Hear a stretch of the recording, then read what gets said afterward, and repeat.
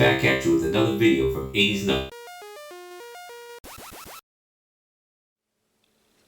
What do I got for you today? Today I have the Sony Discman, the D303. This is a great unit. Pulled out one of my boxed units for you guys. You'll enjoy this one. Let's go ahead and take a look at the box. It's very colorful. They did a great job with the box and the illustrations on the back.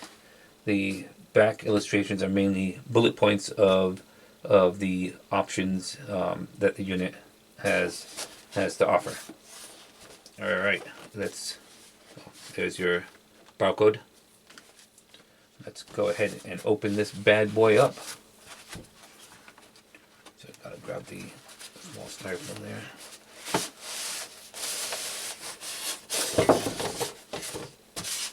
All right, let's put that aside. Put this aside.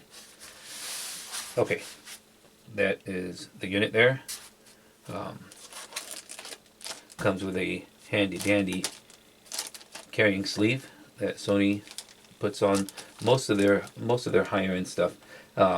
So they had a couple of different options. That's made in Japan, but a couple of different options. The simulated leather, or the other pouch, which is like a velour. Okay, it has your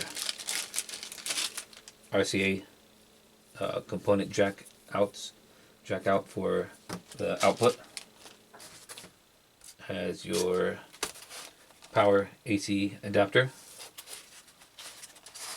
your battery, much larger than your standard gumstick battery, but this was actually to hold a little bit more longevity, longer lasting.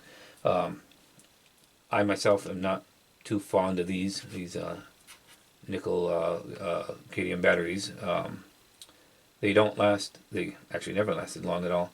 But what we did is I opened these up and I've converted them to lithium-ion batteries, and works really well. And that you've seen my other videos that showed that.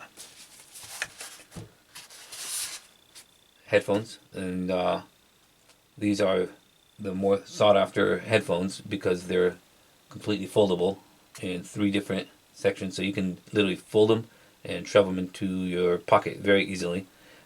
These headphones have the built-in remote control built into the headphone wire, so it's a molded wire to the headphones.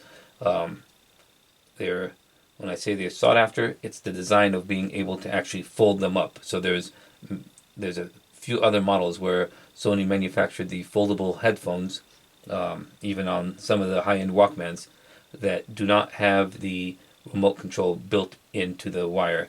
The other ones can be used as universal headphones, and they sound incredibly good.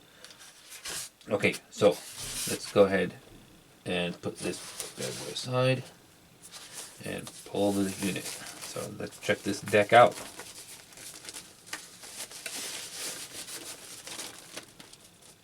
Okay, here is the beauty. I think we got a good shot there, I think. All right, so first thing you're going to notice right away is not just how beautiful it is. The finish is actually a metallic gunmetal. This particular model came in 2 different colors, and that metallic gunmetal, and the other one is a satin black. So typically the more popular one that everybody seems to have is the black one, and the metallic gunmetal one are rarer and not as plentiful as the black one. The unit is a full metal jacket. Full metal jacket means the entire housing is aluminum, and this one has, I want to say the finish is it's probably painted. I wanted to say that it's powder coated. It's definitely not anodized, but it has a nice machine finish on the Sony logo there, so you can kind of see the rainbow color within the silver. The unit has dual outputs.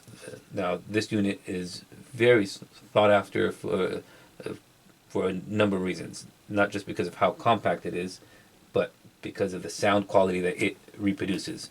The output on this unit has a digital optical out, which is one of the coolest things on the portable CD players. So it has a component output on the back, right next to your barrel input jack there for your power adapter. But so you would use this here. It'd be like that. That would be the signal that you'd send out to your receiver or amplifier. However, if you really want to listen to sound quality, you would use your optical digital output, which is this here. Now, that is not found. In fact, on most Discmans do not have that output, and that's what makes this one very special. I was asked on a prior video if this unit has the anti-shock or anti-skip. It does not. This was not intended to be taken on a jog around the block, and it wasn't intended to be taken with you on a bike ride or sat on a washing machine. I don't know who would do that, but honestly, it wasn't meant to. A lot of guys in the 80s and 90s would have a portable Discman sitting on their large speakers. In my case, I would have had my Cerwin Vega 15-inch Cerwin Vegas. What is that? The D9s. You wouldn't be able to do that with this because of the lack of anti-shock or the anti-skip feature there. But this was meant for sound quality on a desk, on a bookshelf, coffee table, even laying on a couch, just listening to quality music. This is what you would get. You would get this unit here.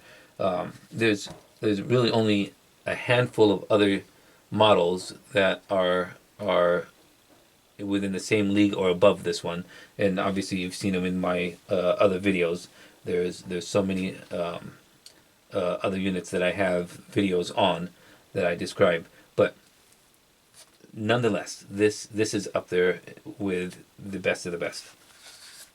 Let's go ahead and take a look at all the other things. So here we have the headphone jack, the remote jack. In this case, the remote jack and the headphone jack are one piece that you would insert. The plug is actually one piece. But if you do not have the remote for this unit, you can use just a regular, just the headphone jack, and you don't need to have the headphone / a remote jack in one. So if you're looking for a ton of features, this one does not have them. This is a CD player that produces quality sound. If you're thinking of, okay, so what are the other features that it has? They're pretty basic. Backlit LCD. When it's on, actually the backlight is almost an amber oranges color. Oranges. I don't know. Okay, amber / orange color. It does have the mega bass. And it gives you I think three options for the mega bass, or at least two, mid and high for your mega bass, and has your hold feature, which pretty much all portable CD players have. Let's take a look at the inside. Not much to write home about, but again, an amazing unit. It's kind of like the Macintosh of receivers. It's just pure quality, right? None of all the other gizmos and gadgets. It's just we produce something that works incredibly well and sounds amazing. Let's take a look at the bottom side. Bottom side actually has the battery door. The battery door that's on the back of the battery compartment section has a small Phillips screw, teeny tiny little screw right there. and you would unscrew that to place the battery inside. And like I said, I've actually made a handful of these. I probably have about 8 or 9 that are lithium ion batteries now, and they work really, really well. And the coolest thing is that some of them I can actually charge while they're still in the unit itself. I don't have to take them out, charge them, put them back in. That's a pretty cool thing. And that feature is not on all of them. That feature is not something that you're actually able to charge a battery directly. So some of them you can do that, and others you can't. So the AC adapter, you would plug it in, and it would just be a alternative to the battery. Where others, you plug it in, it's an alternative to the battery, but when you're not using it, it's powered off. It'll automatically start charging your battery, and that's actually a really, really cool feature. So that's about it, guys. If you enjoyed the video, please thumbs up. If you haven't subscribed, please subscribe and hit that notification bell so that way you know when my next posting will be. 80s Nut, out.